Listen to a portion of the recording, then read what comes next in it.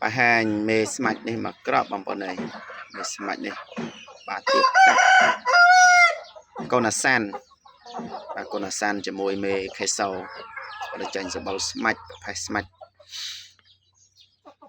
có bông hợp bông bông bàn bà có môi bờ crop ấy bông bôngលើកទី1បងលើកទី1បងចោល2គីឡូ20សម្រាប់បងប្អូនស្រឡាញ់បាទស្រឡាញ់មកក្របនេះបាទយកទៅប្រកាសយកមកចែកជូនបងប្អូនតម្លៃ 250000 បាទ25ចេញសុខឲ្យដើមពេញមេនេះស្អាតដែរខ្សែមេពិសេសរបស់ខ្ញុំហើយកូនអាសានជាមួយមេខេសូអេស៊ីល